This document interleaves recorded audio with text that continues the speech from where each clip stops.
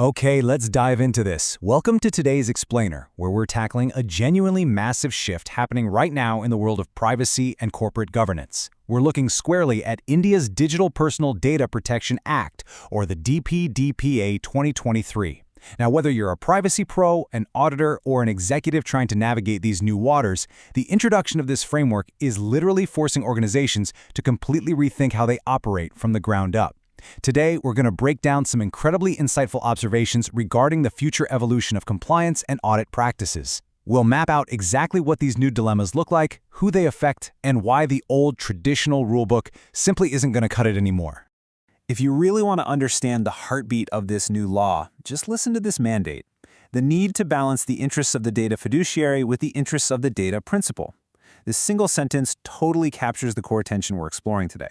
You see, for a long time, corporate compliance heavily favored the organization, right? The data fiduciary. But now there's a strict mandate to equally weigh the rights and interests of the user, the data principal. It sounds like a pretty simple balancing act on paper, but in practice, it's creating some fascinating and honestly deeply complex structural conflicts within organizations. So, here is our roadmap for today. We'll briefly cover the DPDPA 2023 catalyst, then look at fiduciary versus data principal, explore the CISO and DPO dilemma, move on to defining the audit scope, and finally wrap up with a call for governance debate. Section 1. The DPDPA 2023 catalyst. To give you some context, back on June 6th, industry experts got together to really hash out the future role of independent data auditors under the DPDPA. And out of those talks, two massive, unresolved issues emerged. Experts were trying to figure out exactly how the future of compliance and audit practices in India is realistically going to evolve. To really wrap our heads around those issues, we first need to understand the new dynamic at play. Section 2. Fiduciary versus data principal. So the crucial point is that this act introduces an entirely new stakeholder into the absolute highest levels of governance: the data principal. Historically, when a company talked about governance, they were mostly just talking to themselves, their shareholders, or their management team. But now, organizations are legally required to consciously account for the rights and interests of the data principal. This newly empowered stakeholder completely shatters the traditional corporate governance status quo. You can no longer make a major data decision without asking, hey, how does this actually impact the individual whose data we hold? Because the data principal is now sitting right there at the metaphorical table, two foundational paradigm shifts are happening. First, a DPDPA compliance framework cannot be viewed merely as an extension of information security anymore. It's not just about firewalls and encryption, it's about rights.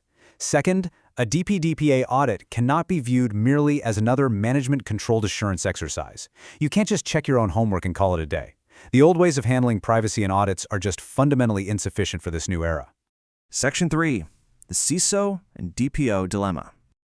And this brilliantly illustrates the first major dilemma. On one side, you have information security, typically led by a CISO, a Chief Information Security Officer.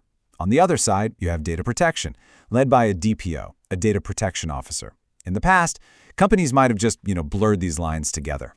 But in this new context, we have to separately examine why the day-to-day objectives of the CISO and the DPO might actually diverge. The CISO is fundamentally tasked with protecting the organization's assets, the fiduciary's interests. The DPO, however, must also champion the rights of the data principal. And those two objectives, they aren't always pointing in the exact same direction. Which leads us to this massive, lingering question that organizations have to grapple with right now. Can a person whose primary responsibility is information security effectively discharge the responsibilities of a DPO? Should these two roles actually be combined? Think about it. If you're a CISO and your primary mandate is to protect the company at all costs, can you practically, and more importantly, objectively, put on a totally different hat and tell the company that they need to restrict their data usage just to protect the data principal? It's a structural conflict of interest that organizations absolutely must confront. Section 4. Defining the audit scope. As we noted earlier, audits are no longer just internal management assurance exercises. Compliance audits are now expected to protect the interests of data principals in addition to organizational interests. This is a very heavy, dual burden. The audit process itself has to maintain absolute independence because it's now serving two masters, so to speak. This sets up a very real tension regarding exactly how these audits are scoped and designed right from the very beginning. And here is the core question regarding the independence of the DPDPA audit process. If the audit is truly meant to protect the data principle, should the scope of that audit be determined solely by management? Or should there be an independent validation of the scoping assumptions? I mean, think about it. If management has unrestricted authority to just define what the auditors look at, can we really say the interests of the data principle are being objectively protected?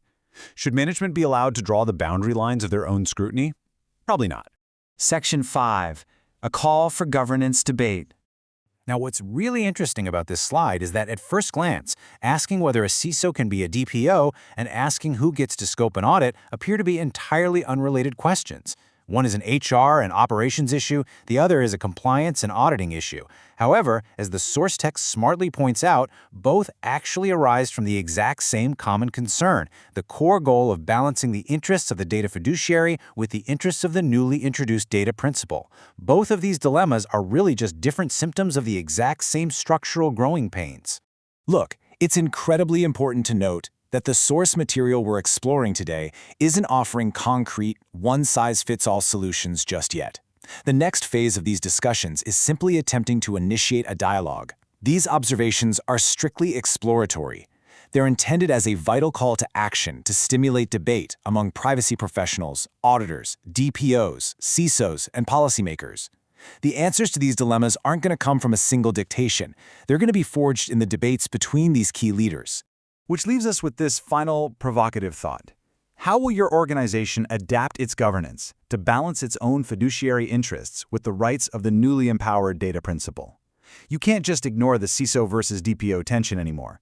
You can't ignore the audit scope dilemma either. The new stakeholder is at the table, and the debate has well and truly started. The only question now is how you and your organization are going to respond. Thanks so much for joining me on this deep dive. And I highly encourage you to take these questions back and keep this debate going within your own teams.